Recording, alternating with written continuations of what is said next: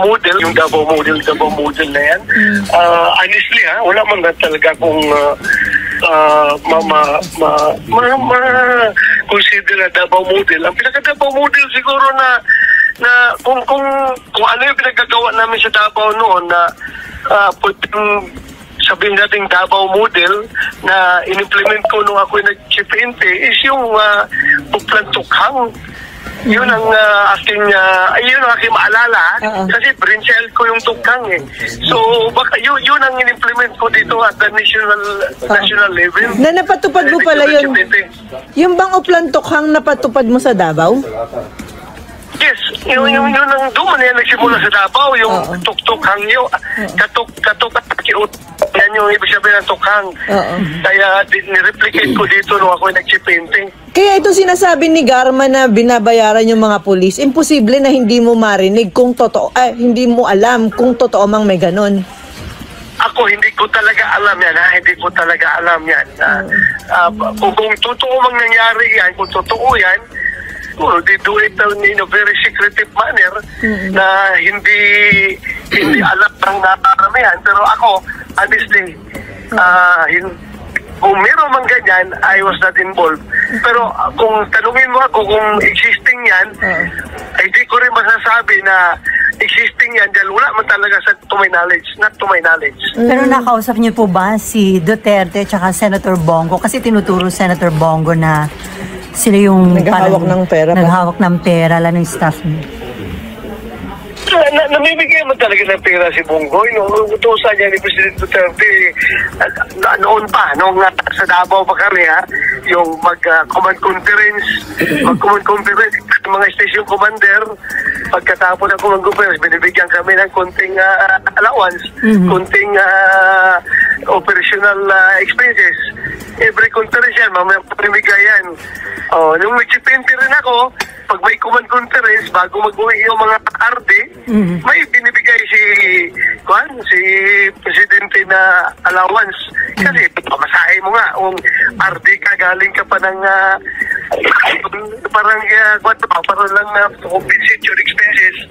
Ganun, nagbibigay ng allowance. Pero kung sabihin mong reward system talaga na reward kung may mapatay ka, wala akong hindi ko kayang i-implement yan o hindi ako believe sa system na yan. Dahil wala akong pera na magamit para dyan, wala akong pondo para dyan at hindi ako naniniwala dyan dahil alam ko trabaho ng pulis talaga yan, nalinisin yung droga sa kanyang area. Hindi na kailangan ng reward yan, magtrabaho kayo. Mandato niyo yan, trabaho niyo yan.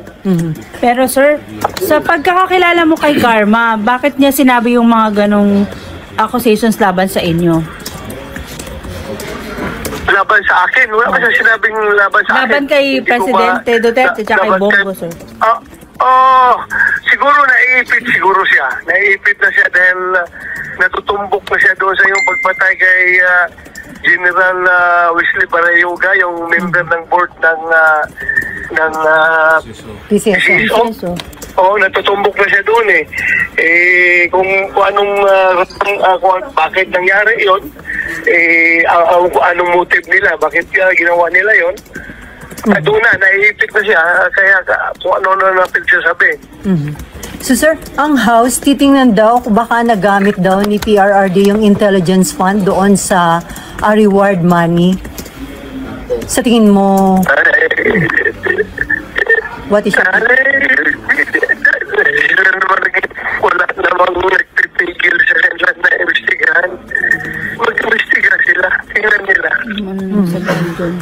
Sir, bakit po sa tingin ninyo si Garma rin po, nabanggit niya rin na parang may INC pang binabanggit?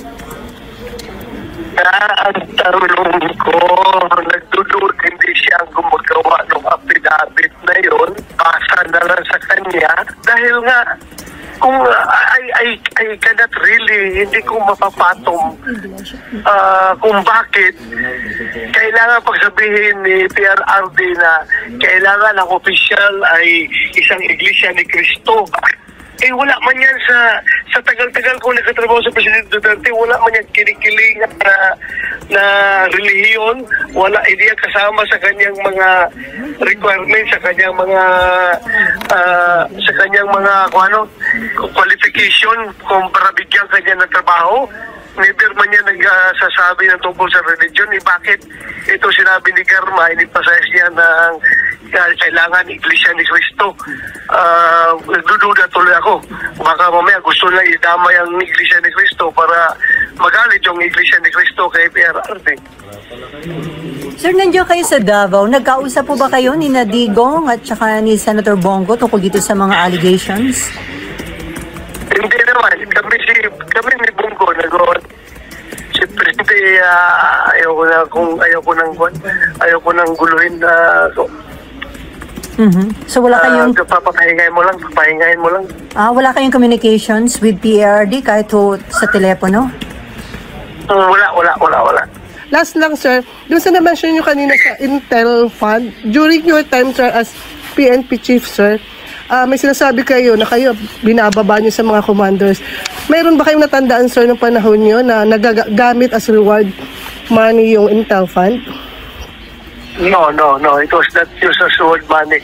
Talagang Intel operations ang ginagamitan ng Intel Fund na yan. So, Intel operations. Yung merong portion yan na nagagamit sa reward ng yung DILG approved na most wanted persons, yung may patong sa ulo nga, yung mga terorista, mga abusayap, yung mga top level na mga most wanted. pero hindi, Yan sir. yun. Pero hindi, sir, specific Hindi. pa. Yes, sir. Hindi specific para sa war on drugs. Pag yun, sir, bawal, sir, yun. Bawal itap ang Intel Fund pag ganun.